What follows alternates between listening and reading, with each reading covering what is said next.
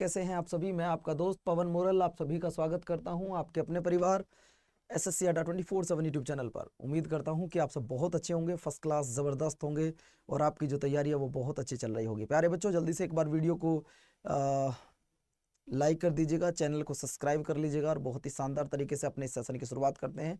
जैसा कि आप सभी को पता है, ये सेशन मुश्किल से 18 से 20 मिनट का रहता है। इसमें हम एक दिन में एक टॉपिक करने की कोशिश करते हैं। सबसे पहले हमने किए इसमें बौद्ध धर्म को, फिर हमने इसमें किया जैन धर्म को और आज हमारा टॉपिक है सिंधु घाटी सभ्यता। तो सिंधु घाटी सभ्यता से जितने भी क्वेश्चन बनते हैं, 20 से 30 क्वेश्चन जो बनते हैं उन सबको आपको करा दिया जाएगा। ये आप सभी के लिए क्लास बहुत ही शानदार रहने वाली है। चलिए बातचीत ना करते हुए सीधा मुद्दे पर आता हूँ। बस इतना आपसे कहूंगा, क्लास की शुरुआत में जिसने अभी तक हमारे चैनल को सब्सक्राइब ना किया हो वो सारे बच्चे चैनल को सब्सक्राइब कर लो।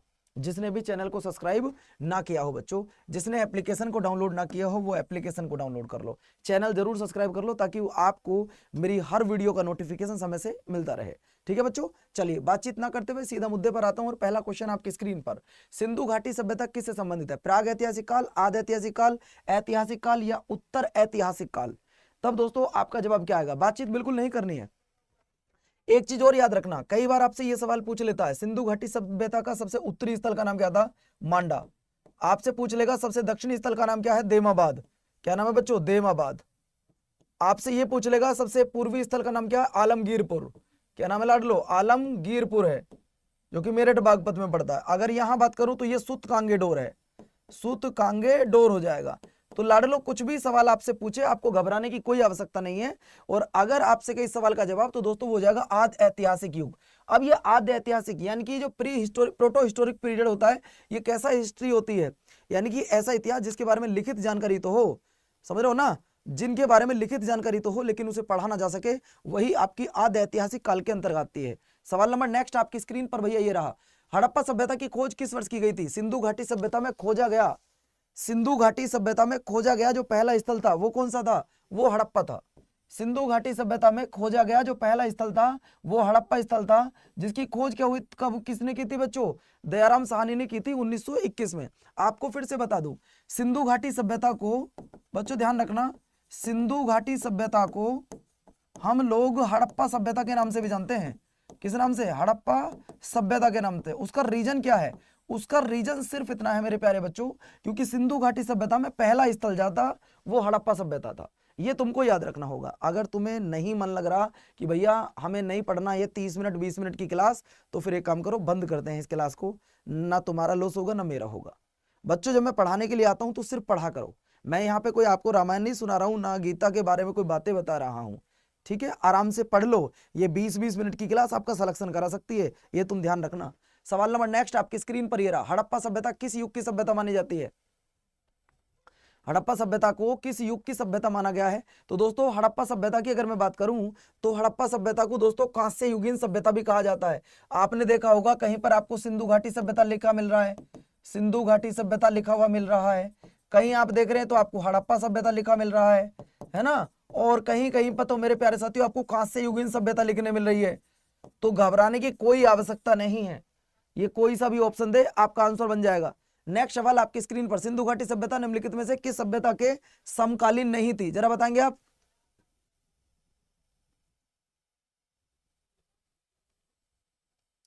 एक बार अगर आप चाहो तो वीडियो को शेयर कर सकते हो एज यू विश बच्चों, लेकिन फिर भी आपको ये करना चाहिए और मुझे उम्मीद है कि आप लोग शेयर करेंगे। मैं भी एक बार शेयर कर देता हूं। अगर आपने नहीं किया तो भाई मेरी ड्यूटी तो बनती है कि मुझे शेयर करना पड़ेगा। सब बच्चों तक इन्फॉर्मेशन पहुंचनी चाहिए कि पवन भैया की वो 20 मिनट वाली क्लास शुरू हो चुकी है। आप लोगों ने कहा था कि भैया उस क्लास को शुरू करो जिसमें आप 20 मिनट की क्लास लेते हो, एक दिन में एक टॉपिक कंप्लीट कराते हो। तो दोस्तों सिंधु घाटी सभ्यता की बात करूं तो आ जाएगा ग्रीक की सभ्यता। अगला सवाल देखिए, निम्नलिखित में से कौन सा एक हड़प्पा स्थल नहीं है? इनमें से कौन सा एक हड़प्पा स्थल नहीं है?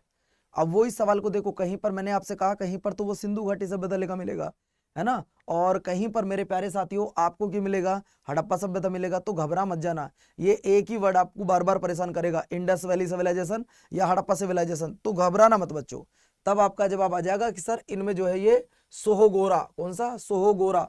अगला देखिए, मोहनजोदड़ो का अर्थ क्या होता है? ना जाने कितनी बार सवाल पूछा गया है, ना जाने ये अंशु का राज्य कितनी बार ये सवाल पूछा जा चुका है। आपको फिर से बता रहा हूं, सिंधु घाटी सभ्यता में जो पहला स्थल था वो हड़प्पा था, बड़ा स्थल मोहनजोदड़ो था। और मोहनजोदड़ो का मतलब क्या होता है बाबू? मोहनजोदड़ो का मतलब है मृतकों का टीला। किसका टीला भैया? मृतकों का टीला। इसकी खोज किसके द्वारा की गई थी? इस स्थल की खोज किसके द्वारा की गई थी, जरा आप मुझे बताएंगे। चलिए सवाल नंबर नेक्स्ट आपकी स्क्रीन पर बाबू ये रहा, मोहनजोदड़ो निम्नलिखित में से कहां पर स्थित है? अगर मैं मोहनजोदड़ो की बात करूं कि मोहनजोदड़ो किस जगह पर स्थित है, बाबू मोहनजोदड़ो कहे या हड़प्पा कहे, ये दोनों स्थल आज भारत में नहीं है। आपको फिर से बता दूं, मोहनजोदड़ो कहे या फिर बच्चों हड़प्पा कहे, फिर से कह रहा हूं आपसे लल्ला, या तो मोहनजोदड़ो कहे या हड़प्पा कहे, ये दोनों ही स्थल आज ऐसे हैं जो भारत में नहीं है। सर कहां पर है? फिर पाकिस्तान में। कहां है बच्चों? पाकिस्तान के सिंध प्रांत में। सवाल नंबर नेक्स्ट, मोहनजोदड़ो का सबसे बड़ा भवन कौन सा था?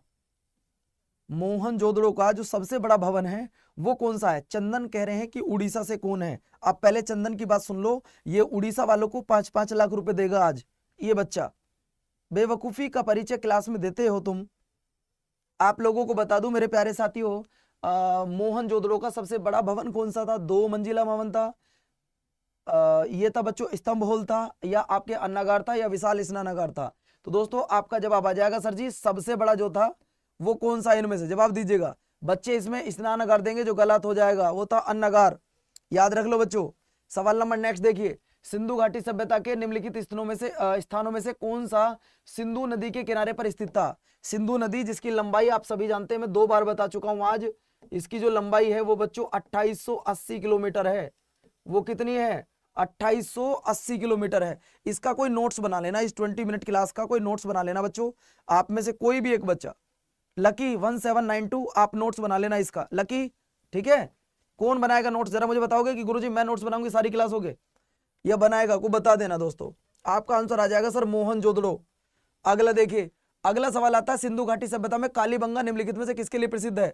अगर मैं कालीबंगा की बात करूं तो कालीबंगा राजस्थान में मिलेगा आपको। जो कालीबंगा स्थल है वो कहां पर मिलेगा? राजस्थान में मिलेगा। सर ये किसके लिए प्रसिद्ध है? मिट्टी के बर्तनों के लिए और चूड़ियों के लिए। इसके लिए चूड़ियों के लिए, ये बात ध्यान रखना, चूड़ियों के लिए, काले रंग की चूड़ियां, और दोस्तों ध्यान रखना मिट्टी के पात्र, इनके लिए प्रसिद्ध है।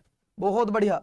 सवाल नंबर नेक्स्ट आपकी स्क्रीन पर बच्चों ये रहा, निम्नलिखित में से कौन सा स्थल सिंधु घाटी सभ्यता में संबंधित नहीं है? इनमें से कौन सा ऐसा स्थल है जिसको सिंधु घाटी सभ्यता से जुड़ा हुआ नहीं है? इनमें से कौन सा स्थल ऐसा है जो सिंधु घाटी सभ्यता से नहीं जुड़ा? थोड़ा तेज चलोगे बाबू, चलिए जवाब दो। इनमें से कौन सा ऐसा स्थल है जो सिंधु घाटी सभ्यता से संबंधित नहीं है? देखो ये भी सिंधु घाटी सभ्यता से संबंधित है, ये भी सिंधु घाटी सभ्यता से, ये भी, लेकिन ये पाटलिपुत्र नहीं है। ये पाटलिपुत्र नहीं है। अब पाटलिपुत्र को किसने बसाया था? बाबू पाटलिपुत्र को बसाने वाले थे उदयन। पाटलिपुत्र को बसाने वाले कौन थे? उदयन। इसी पाटलिपुत्र को पटना किसने किया था? तो भैया वो किया था शेर शाह सूरी ने। किसने किया था? शेर शाह सूरी ने। आप मुझे बताओगे शेर शाह सूरी के मकबरा कहां पर है?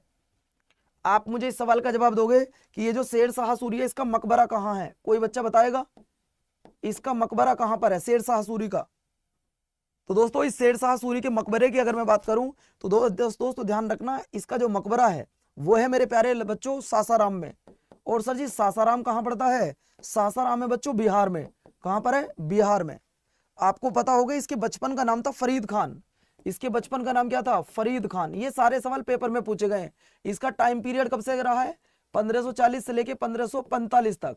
कालिंजर को किले को जीतते समय इसकी मृत्यु हो गई थी। सवाल नंबर नेक्स्ट, हड़प्पा सभ्यता के एक हिस्से लोथल की खुदाई किसने की थी? देखिए लोथल भोगवा नदी के किनारे लोथल की अगर मैं बात करूं, इसकी खुदाई किसने की थी बच्चों? थोड़ा तेज चलोगे तो मुझे अच्छा लगेगा, बाकी मर्जी आपकी है दोस्तों। आप चाहे याद करो मत करो, पढ़ो मत पढ़ो, लेकिन मेरा फर्ज जो है मैं उसे आधा जरूर करूंगा। मैं कभी अपने फर्ज से पीछे नहीं हटता हूं बाबू, है ना? तो दोस्तों तब आपका जवाब आ जाएगा सर जी वो थे SR राव जी। अगला देखिए, लोथल किस नदी के किनारे है? वैसे मैं इस सवाल का जवाब आपको दे चुका हूं। लोथल एक बंदरगाह नगर है। अगर मैं बात करूं लोथल एक बंदरगाह था दोस्तों, बंदरगाह। अगर आपसे पूछे सर कहां पर, तो गुजरात में। कहां पर? गुजरात में। आप जानते हैं आज अब न्यू बात करूं तो वहां पे बंदरगाह कांडला था। कौन सा था? कांडला। इसका नाम बदल दिया गया है अब गुजरात में दीनदयाल उपाध्याय, दीनदयाल उपाध्याय बंदरगाह हो गया है बाबू, दीनदयाल उपाध्याय बंदरगाह। लोथल जो है वो भोगवा नदी के किनारे है। अब आप खुद बताओ कि आपका पूरा घंटा एक अलग हो गया और ये 20 मिनट में आपको एक टॉपिक क्लियर करा रहा हूं, एक टॉपिक, ऐसा नहीं कहीं से भी 5 क्वेश्चन कहीं के, 3 क्वेश्चन कहीं के, ना, एक टॉपिक एक दिन में 20 क्वेश्चन उसके। अगला देखिए, निम्नलिखित में से कौन सा सिंधु घाटी सभ्यता का एक बंदरगाह शहर माना जाता है? भाई बच्चों अभी तो बताया मैंने आपको ये कि इनमें से कौन सा एक बंदरगाह नगर माना जाता है। दोस्तों जब बंदरगाह नगर की बात आती है तो वो माना जाता है लोथल को, और लोथल पड़ता कहां? लोथल पड़ता गुजरात में। लोथल कौन सा कहां पड़ता है? गुजरात में। और अगर मैं बात करूं आज लोथल में कौन सा बंदरगाह, तो दीनदयाल उपाध्याय। अगला देखिए सवाल नंबर नेक्स्ट, इनको मैच करो जरा, इनको मैच करो, इनको मैच करो और बताओ भैया कौन सी जगह से हमें क्या पर क्या मिला है, इनको मैच करिएगा। तब दोस्तों आप कहोगे सर जी हमें जो मूर्ति मिली है नाचती हुई वो मिली है मोहनजोदाड़ो से। ये देखो भैया नाचती हुई, यानी कि डी पे 3, ना यहां आ रहा है ना यहां पे 3 आ रहा है, या तो ये होगा या ये होगा। अब देखो मैंने 50-50 कर दिया है, तब आपका जवाब आएगा Guruji D will be the right answer. ठीक है, अगला देखिए, अगला है इनको मिलान करो। मिलान करने पे सिर्फ एक ढूंढना, कोई एक, आपको एक ढूंढते ही आंसर आ जाएगा। जैसे कि अगर मैं बात करूं दोस्तों, लोथल कहां है? लोथल पड़ता है गुजरात में। ये देखो बस ए पे 4 देख लो, ए पे 4 इसमें नहीं है, ए पे 4 इसमें नहीं है, अब या तो बी होगा या डी होगा। चलो ठीक है गुरुजी ये भी। अभी आपने कहा था कालीबंगा राजस्थान में, तो मतलब ए पे तो होगा 4 और बी पे होगा 1, यानी कि 4 से शुरू 1 पे खत्म, 4 से शुरू 1 पे खत्म, ये रहा बी आंसर। जब भी कभी ऐसा सवाल हो या तो एक नीचे से देखा करो, एक ऊपर से, बस 2। कोशिश तो यह है कि तुम्हें एक में आंसर मिल जाता है, लेकिन अगर कभी ऐसा हो जाए एक में ना मिले तो दोस्तों एक सबसे ऊपर का और एक सबसे नीचे का, बस 2 देख लिया करो, आपका आंसर बन जाएगा, आपका आंसर बन जाएगा दोस्तों, है ना। चलो नेक्स्ट सवाल आपकी स्क्रीन पर मेरे दोस्तों ये रहा, ये रहा बच्चों। बताइए जरा, निम्नलिखित में से कौन सी सभ्यता अपने नगर नियोजन के लिए प्रसिद्ध थी?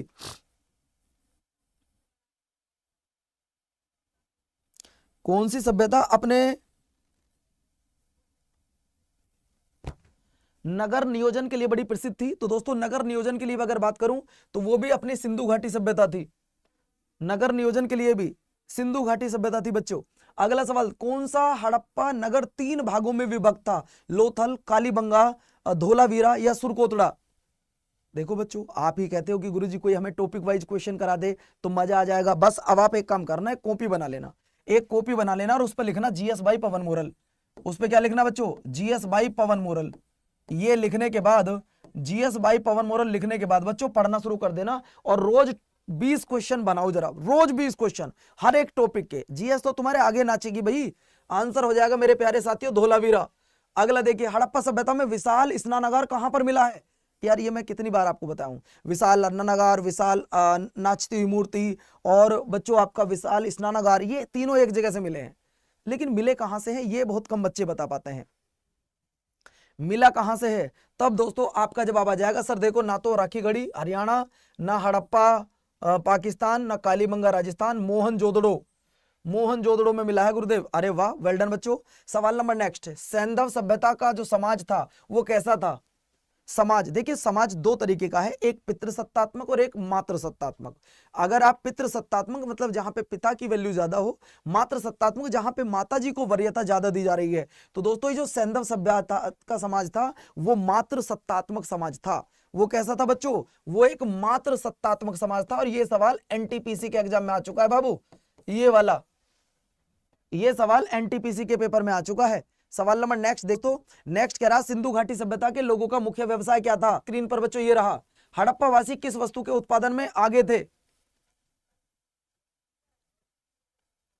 बोलो भैया, आपको बताना है हड़प्पा वासी किस वस्तु के उत्पादन में प्रथम थे? तो साथी वो थे कपास के उत्पादन में। अगला देखिए, हड़प्पा कालीन स्थलों में से अभी तक किस धातु की प्राप्ति नहीं हुई थी? मतलब कौन सी धातु नहीं मिली है वहां पे, ये आपको बताना है। तांबा, सोना, चांदी या लोहा? क्या नहीं मिला था गुरुजी? लोहा नहीं मिला, तो 6वीं शताब्दी में मिला है जाके। अगला, हड़प्पा में कौन सा ऐसा नगर है जो 3 भागों में विभाजित था? कौन सा ऐसा नगर है जो 3 भागों में विभाजित था? जल्दी बताइए लल्ला, आपको बता दूं मेरे प्यारे साथियों, तब आपका जवाब आ जाएगा गुरुजी धोलावीरा। नेक्स्ट सवाल देखिए, देवी माता की पूजा किससे संबंधित है? देवी माता की जो पूजा है वो किससे संबंधित है? आर्य सभ्यता से, भूमध्य सागरीय सभ्यता से, सिंधु घाटी की सभ्यता से, या उत्तर वैदिक सभ्यता से?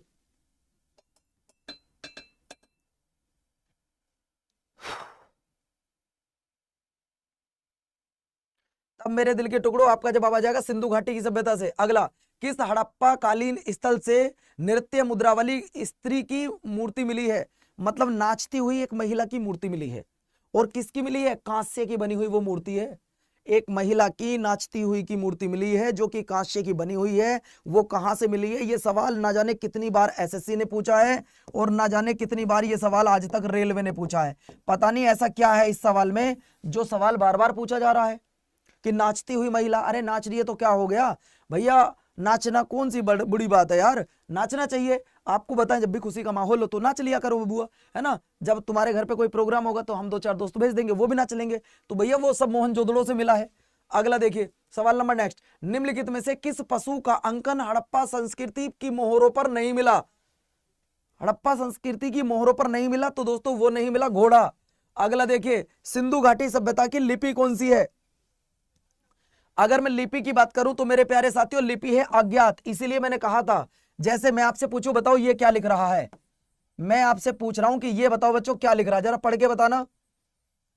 ये बताओ ये क्या लिख रहा है बच्चों? चंपू बताना क्या लिख रहा है भाई? ये आपके सामने मैंने कुछ लिखा है, ये क्या लिख रहा है जरा बताएंगे?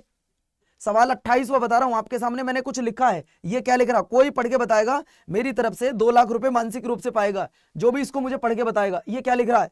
और इधर थोड़े से और लगा दो भैया। अब बताओ इसे क्या लिखा है? ये दोस्तों ये लिखा तो है लेकिन पढ़ा नहीं जा सकता। ऐसा इतिहास जिसके बारे में लिखित साक्ष्य तो हो लेकिन उसे पढ़ा ना जा सके, दोस्तों वही क्या कहलाता है? वही कहलाता है आद्य ऐतिहासिक काल, यानी कि प्रोटो हिस्टोरिक पीरियड। ऐसा इतिहास जिसमें लिखित जानकारी तो हो लेकिन जिसे पढ़ा ना गया हो। ठीक है, अज्ञात। वैसे ये लिख रहा है कि मैं तुम सबको बहुत प्यार करता हूं। चलो अगला सवाल देखिए, आपको बताना है, यहाँ पे स्पेस दिया गया, सिंधु घाटी सभ्यता की सबसे पुरानी खोज माना जाता है, ये आपको बताना है भैया। अकॉर्डिंग टू ऑप्शन चलेंगे तो भैया ये आप दे सकते हैं भिडाना जी। लास्ट सवाल ये आपके लिए होमवर्क रहेगा, लास्ट सवाल ये आपके लिए होमवर्क रहेगा। ये बताओ मेरे लिए आप में से कितने बच्चे हैं आप में से ऐसे कितने बच्चे हैं चंपू जो मेरे लिए इस 30 मिनट वाली क्लास का नोट्स बनाएंगे? नोट्स बनाओगे? आपको अगर मैं हर टॉपिक के 30 क्वेश्चन करा दूं, हर टॉपिक के 30 क्वेश्चन, तो ऐसी मेरी जो है 100 क्लास होंगी। कितनी क्लास? 100 क्लास। 100 की 30 में गुना कर लो तो बच्चों आपका आंसर आ जाएगा 3000। 3000 क्वेश्चन। ये 3000 क्वेश्चन आपको याद करने होंगे और आपको पेपर में रखे मिलेंगे। यहाँ पे यहां से आपको क्वेश्चन रखे मिलेंगे। बोलो तैयार हो? बोलो तैयार हो बच्चों? अगर आप लोग तैयार हो तो मैं तुम्हारे लिए मेहनत करने के लिए तैयार हूं, आप मेरे लिए तैयार रहना। और बच्चों इसके बाद मैं आपको हर टॉपिक के 30 क्वेश्चन कराऊंगा। लेकिन यार आप कल 2:40 का टाइम है तो 2:40 का टाइम है, याद रखना। अगर टाइम 2:40 का है तो 2:40 से लेट नहीं होना है, 2:40 से लेट नहीं होना है। अब दोस्तों बात यह कि जब तुम मिक्स क्वेश्चन पढ़ते हो 5 इसके 5 इसके, तो तुम नोट्स नहीं बना पाओगे, लेकिन इसके आप नोट्स बना लोगे, इसके आप नोट्स बना लोगे। ठीक है, चलो अब दोस्तों जितने बच्चे यहां एनटीपीसी की तैयारी कर रहे हैं तो आपको बता दूं एनटीपीसी का बैच स्टार्ट हो चुका है। आज हमारा एनटीपीसी का बैच स्टार्ट हो चुका है। जिन बच्चों को एनटीपीसी के बैच में जुड़ना है, अब जरा ध्यान से सुन लो। क्या आप एनटीपीसी के बैच में मेरे साथ जुड़ना चाहते हो? क्या आप एनटीपीसी के बैच में मेरे साथ जुड़ना चाहते हो? मेरी मेंटोरशिप, मेरी गाइडेंस में आना चाहते हो? अगर मेरी गाइडेंस में आना चाहते हो तो दोस्तों एक बार कमेंट बॉक्स में लिख दो वाई 367 की गुरुजी आपके साथ पढ़ना चाहता हूं, आप मुझे पढ़ा दो। तो दोस्तों आप कुछ मत करना, गूगल पे जाना, अड्डा 24/7 लिखना। लिख लिया आपने? जैसे ही आप लिखोगे तो दोस्तों हमारी वेबसाइट ओपन कर लेना। आप जैसे ही हमारी वेबसाइट ओपन करेंगे तो यहाँ पे ऑल कोर्स होगा। जैसे आप ऑल कोर्स पे आएंगे तो दोस्तों आप आना रेलवे पर, आप आना रेलवे पर। जब आप रेलवे पर आओगे बच्चों यहाँ आपको आरआरबी एनटीपीसी मिलेगा। जब आप आरआरबी एनटीपीसी पर आओगे तो यहाँ आपको द्रोणाचार्य 3.0 बैच मिलेगा, द्रोणाचार्य 3.0 बैच। जैसे ही आप यहाँ पे आओगे तो बाई नाउ पे चले जाना। आप जैसे ही बाई नाउ पे आते हैं बच्चों तो यहाँ कूपन कोड लगा दो Y367। जो बच्चे आज एनटीपीसी के बैच में एनरोल करना चाहते हैं वो सारे बच्चों को इतना कह दूं भाई कमेंट बॉक्स में लिख दो एक बार Y367 की गुरुजी मैं आज से तुम्हारे साथ पढ़ना चाहता हूं, मेंटोरशिप दिलवा दो अपनी, कूपन कोड बता दो। कूपन कोड है बच्चों Y367। क्या है बच्चों, Y367। बाकी किसी बच्चे को कोई प्रॉब्लम हो तो मुझे बता देना, वरना जाके अपने बैच में चुप एनरोल कर लो, बाकी फिर मिलते हैं। ठीक है बच्चों, अपना ध्यान रखिएगा, अपनों का भी ध्यान रखिएगा, खुश रहिए, मस्त रहिए। और बच्चों इस बैच के साथ जरूर जुड़ जाओ अगर आप एनटीपीसी की तैयारी कर रहे हैं। अगर आप चाहते हो कि ये क्लास डेली चले तो मुझे ऑफलाइन कमेंट्स करके जरूर बता देना कि हाँ गुरुजी चलाओ डेली क्लास, हम डेली पढ़ेंगे आपके साथ। ठीक है, नमस्कार, जय हिंद, बाय बाय।